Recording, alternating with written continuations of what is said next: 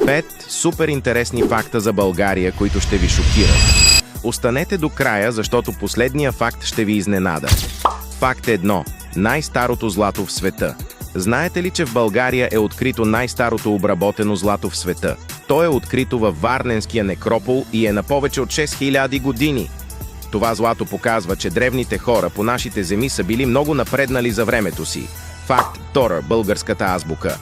България е родината на кирилицата. Тази азбука се използва от над 300 милиона души по света.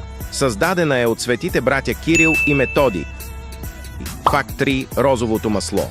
България е един от производителите на розово масло в света, което се използва в най-скъпите парфюми. Факт 4. Най-старото знаме.